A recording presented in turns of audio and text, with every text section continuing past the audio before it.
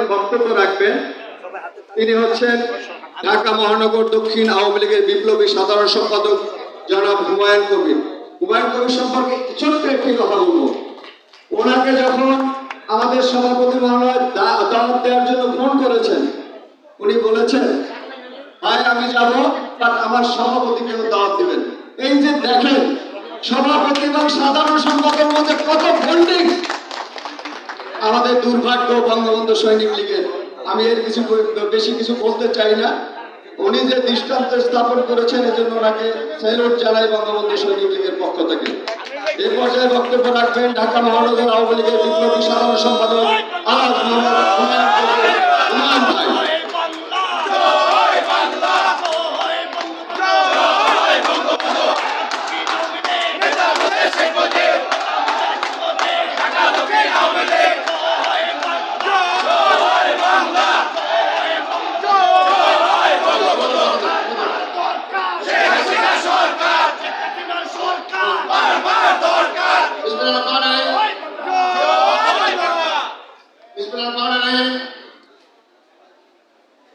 বঙ্গবন্ধু সৈনিক লীগের ঢাকা মহানগর উত্তর দক্ষিণে পক্ষে আজকে এই সম্মেলনের সভাপতি জনাব ব্যবসায়ী সমাজসেবক জনাব হারুন রশিদ উপস্থিত আছেন। আজকের অনুষ্ঠানের প্রধান অতিথি হিসেবে বাংলাদেশ আওয়ামী লীগের সংগ্রামী প্রকাশনা সম্পাদক বীর মুক্তিযোদ্ধা এরশাদ খালেদার বিরুদ্ধে আন্দোলনের সময় তিনি ঢাকা বিশ্ববিদ্যালয়ের মাস্টারদার সদস্য হলেন, নির্বাচিত সহসভাপতি ছিলেন এবং পরবর্তীকালে আধুনিকপুরতে বারবার নির্বাচিত সংসদ সদস্য মাননীয় প্রধানমন্ত্রীর বিশেষ সহকারী জনাব ডক্টর আব্দুল সোহান গোলামের উপস্থিত আছেন। ঢাকা জেলা আওয়ামী লীগের আমাদের ছোট ভাই সাধারণ সম্পাদক জনাব নুরুজ্জামান পনির উপস্থিত আছেন। বাংলাদেশ বঙ্গবন্ধু সৈনিক লীগের কেন্দ্রীয় কমিটির বিভিন্ন পর্যায়ের সম্মানিত নেতৃবৃন্দ, ঢাকা মহানগর বঙ্গবন্ধু সৈনিক লীগের নেতৃবৃন্দ, প্রিয় কাউন্সিলর এলাকার ভাইরা, আমি বক্তৃতার পূর্বে আমি গভীর শ্রদ্ধার সাথে স্মরণ করে বাঙালি জাতির হাজার বছরের শ্রেষ্ঠ সন্তান, বাঙালি জাতির সপ্তদশা মহাবিজয়ের মহানায়ক জাতির পিতা বঙ্গবন্ধু শেখ মুজিবুর রহমান আমি গভীর শ্রদ্ধার সাথে স্মরণ করি 1975 সালের 15 আগস্ট জাতির পিতার সাথে জাতির পিতার সহধর্মিণী আমাদের মাননীয় প্রধানমন্ত্রী ডক্টর মোহাম্মদ মাদাব এবং ফৈজুদ্দিন শাহ মুজিব সহ বঙ্গবন্ধুর জ্যেষ্ঠ পুত্র ক্যাপ্টেন শেখ কামাল, মেজর পুত্র লেফটেন্যান্ট শেখ জামাল এবং কনিষ্ঠ পুত্র শেখ নাসির সহ বঙ্গবন্ধুর একমাত্র ভ্রাতা ছোট ভ্রাতা বীর মুক্তিযোদ্ধা আবু নাসের সহ বঙ্গবন্ধুর আপন ভাইরা জনাব শেখুল্লাহ যুবলীগের প্রতিষ্ঠা চেয়ারম্যান মরহুম শেখুল্লাহ পরে তার অল্পসন্তান স্ত্রী এবং শ্বশুরা আন্তর্জাতিক সহ বঙ্গবন্ধু ভঙ্গিপতি আব্দুল রৌফ সেনেমা সহ ওই পরিবারের সদস্যজন নিহত হয়েছেন, তাদের প্রতি শ্রদ্ধা জানেন। 1975 সালের 15 আগস্ট জাতির পিতাকে হত্যা করার পর জাতির পিতার অনুপস্থিতিতে যারা মুক্তিযুদ্ধের নেতৃত্ব হিসেবে সৈয়দ নজরুল ইসলাম, তাজউদ্দিন আহমেদ, ক্যাপ্টেন নজরুল আলী এবং এইচএফ কামরুজ্জামান সহ এবং 1971 সালে বঙ্গবন্ধুর আহ্বানে সাড়া দিয়ে যারা আমরা মুক্তিযুদ্ধে অংশগ্রহণ করেছি, যারা শহীদ হয়েছে 30 লক্ষ শহীদের প্রতি শ্রদ্ধা জানায় আমরা বক্তব্য আরম্ভ করেছি। প্রিয় ভাইরা, আজকে জাতির এমন একটা সংস্কৃতি আজকে আপনাদের এই মহানগর কর্তৃক সম্মেলন, এই সম্মেলন জাতীয় জীবনে অত্যন্ত গুরুত্ব বহন করে। আপনাদের আজকে যারা কাউন্সিলর ব্রিগেড হিসেবে যারা উপস্থিত হয়েছে, যারা বিভিন্ন থানা ওয়ার্ডের দায়িত্ব পেয়েছেন, যারা আগামীতে মহানগরের দায়িত্ব উত্তর দক্ষিণের দায়িত্ব পেয়েছেন, তারা অবশ্যই আমাদের অত্যন্ত সহযোগী, আমাদের ছোট ভাই হিসেবে আমরা তাদের কাজ দিলে এই বিএনপি জামাতে এই ষড়যন্ত্রের বিরুদ্ধে আমরা ঐক্যবদ্ধভাবে থাকবো। গতকালকে আমাদের মাননীয় 42 সময় স্বদেশ প্রত্যাবর্তন দিবস পালন হয়েছে। আজকে মাননীয় প্রধানমন্ত্রী স্বদেশ প্রত্যাবর্তনের একটা গুরুত্ব বহন করেন। 1975 সালের 15 আগস্ট জাতির পিতাকে হত্যা করার পর এই জেনারেল জিয়া রহমান আর খন্দকার মুস্তাফ তারা যুদ্ধভাবে এই জাতির পিতাকে হত্যা করেছে। আর তার সাথে 71-এর পরাজিত শক্তিরা যুক্ত ছিল। কি কারণে হইল আপনি বুঝতে হবে। 1971 সালে 9 মাস রক্তের যুদ্ধের মাধ্যমে তখন দেশ স্বাধীন হইল। জাতির পিতা তখন পাকিস্তানের কারাগারে ছিল। তারপরে সে মুক্ত হয়ে লন্ডন হয়ে দিল্লির পালাবদল হয়ে বাংলাদেশে প্রত্যাবর্তন করেছে। 1972 সালে 10 জানুয়ারি যখন প্রত্যাবর্তন করেছেন তখন এরপরে উনি বাংলাদেশ সরকারের দায়িত্ব গ্রহণ করেছেন। গ্রহণ করার পর কি দেখলো পাকিস্তানিরা সমস্ত আমাদের অর্থনীতি ধ্বংস করে গেছে। আমাদের কোনো খাদ্য ছিল না, আমাদের শুধু স্বর্ণ ছিল না, আমাদের কোনো রিজার্ভ ছিল না, আমাদের সমুদ্র জাহাজ যেগুলো মালপত্র বিদেশ থেকে আসবে সেগুলো সব টাইম মেনে ধ্বংস করে গেছে, সব ডুবে গেছে। এমন একটা পরিস্থিতিতে আমাদের জাতির দায়িত্ব গ্রহণ করেছে। 3.5 বছরের মাথায় ধীরে ধীরে ধীরে ধীরে 127টি দেশের স্বীকৃতি আদায় করেছে। প্রায় 27টি দেশের জাতিসংঘের সহ IMF, world bank, Asian development সহ সব বিশ্ব সংস্থার সদস্য হয়েছে। এবং উনি একটা দেশকে পরিচালনা করার জন্য একটা প্ল্যানিং কমিশন গঠন করেছিল 1973 সালে, যাতে বাংলাদেশ একটি স্বনির্ভর দেশ হিসেবে বিশ্বের বুকে দাঁড়াইতে পারে। এমন ভাবে দেশটাকে নিয়ে গিয়েছিলেন। জাতির পিতাকে যখন বলা হয় 1975 সালে 15 আগস্ট তখন আপনারা আবার ঢাকা বিশ্ববিদ্যালয় ছিলেন। জাতির পিতা তো চালের দাম ছিল মাত্র 3.5 টাকা। আমাদের দেশে তখন জিডিপি যেটা বলে গ্রোস ডেভেলপমেন্ট প্রোডাক্ট, এই জিডিপি রেট ছিল 9.5%। এই বর্তমান অবস্থা বাংলাদেশের এই 52-53 বছরের ইতিহাসে আজ পর্যন্ত কেউই এই জিডিপি গ্রোথ রেট বঙ্গবন্ধু যেসব করে দিয়েছিলেন 9.5%, কেউ সেটা চাপ দিতে পারেনি। ইভেন আমাদের প্রধানমন্ত্রী কোভিড-19 আগে উনি এই জিডিপি গ্রোথ রেট করেছিল 8.01 আর তারপর আপনার এখন প্রায় 6.5। প্রিয় ভাইরা আপনি বুঝতে হবে পাকিস্তানিরা এবং 71-এর পরাজিত জামাতকে সবাই দিলেন এই খন্দকার মুস্তাফা জিয়া রহমান এরা যুক্তভাবে জাতির পিতাকে হত্যা করেছে।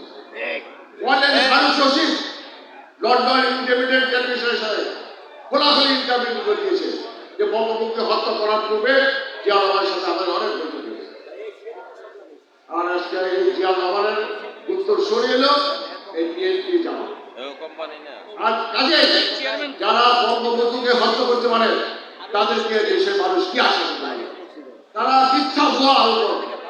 জিয়া রহমান ক্ষমতা আসার পর 1975 সালের 15 আগস্ট থেকে 1979 সালে জাতীয় নির্বাচন আগ পর্যন্ত কারফিউ দিয়া 500 দেশ চালিয়েছে। হাজার হাজার আমাদের দেশ থেকে মুক্তিযোদ্ধা সেনাবাহিনী, বিমান বাহিনী, নৌবাহিনী তাকে এই ঢাকা সেন্ট্রাল জেল এবং বিলের জেলে ফেলে ফাঁসি দিয়ে বলে। আজকে তারা বড় বড় কথা বলে। জিয়া রহমান উনি স্পষ্টভাবে ঘোষণা করেছিলেন, I will make politics difficult for the politician. আমি রাজনীতি কঠিন করে তুলব। ওরা কাজ হলো শর্ত যারা অখাদ্য ক্ষুদ্র যারা 71-এর পরাজিত শক্তি ছিল, যারা জেলখানায় ছিল তাদেরকে বের করে এনে শাহজিদ রহমান তার মন্ডলের নেতা যারা আছে বোগরা কুখ্যাত রাজাকার আলী তাদের মুক্তি পাচ্ছে, তাদের খেলাফ দিচ্ছে। কাজে জিয়া রহমান আমাদের মুক্তিযুদ্ধের মূল চেতনা বলি তারা কঠোর আঘাত আনেছে। আর এই জিয়া রহমানের দল এলো আজকে বিএনপি। 1981 সালের এই সংগ্রামে বাংলাদেশের ইতিহাসে একটা টার্নিং পয়েন্ট ছিল। আমাদের মাননীয় প্রধানমন্ত্রী ক্ষমতা আসার আর দায়িত্ব ফিরত আসার দেশে আসে করেন উনি বাংলাদেশ আওয়ামী লীগের দায়িত্ব গ্রহণ করেন। ধীরে ধীরে ধীরে ধীরে ধীরে ধীরে সম্পর্কটা সুসংগঠিত হয়েছে। বারবার উনি মৃত্যুর মুখে উপনীত হয়েছে, বারবার তিনি জেলে নিক্ষিপ্ত হয়েছে। তারপর 1996 সালে উনি 12 জুন নির্বাচনে সংখ্যাগরিষ্ঠের ক্ষমতা আসেন এবং ক্ষমতা আসার পর প্রথম দিন পার্লামেন্টে এই বঙ্গবন্ধু যে জিয়া রহমান ইন্দ্রনীতি অধ্যাদেশ ওটাও কি করেছিল, পাশ করেছিল যাতে বঙ্গবন্ধু তার পরিবারের বিচার কোনদিন না হতে পারে, সেইটা বাতিল করেছে। বাতিল করে বাংলাদেশকে মুক্ত করেছে এবং বিচারের প্রক্রিয়া আরম্ভ করেছে। 1976 থেকে 2001 সাল পর্যন্ত 5 বছর বাংলা প্রধানমন্ত্রী ক্ষমতা ছিলেন। বাংলাদেশে ওই সময়ও 1900 যারা আমাদের বয়সে আছে কিংবা যাদের বয়স এখনো 50-এর কাছাকাছি 45-এর কাছাকাছি তারা জানেন 1998 সালে একটা ভয়াবহ বন্যা হয়েছিল বাংলাদেশে 98 সালে এবং সবচেয়ে দীর্ঘস্থায়ী বন্যা ছিল 3.5 মাসের মতো। এই দীর্ঘস্থায়ী বন্যার মধ্যেও মাননীয় প্রধানমন্ত্রীর সুযোগ্য নেতৃত্বে বাংলাদেশের কোনো খাদ্যের অভাব ছিল। আবার 2001 সালে বেগম খালেদা জিয়া ওই মার্কিন যুক্তরাষ্ট্রের প্রেসিডেন্ট তার কাছে খোয়া দিয়ে যে আমরা ভারতের কাছে গ্যাস বিক্রি করবো খবর আসছে আপনারা পারেনি।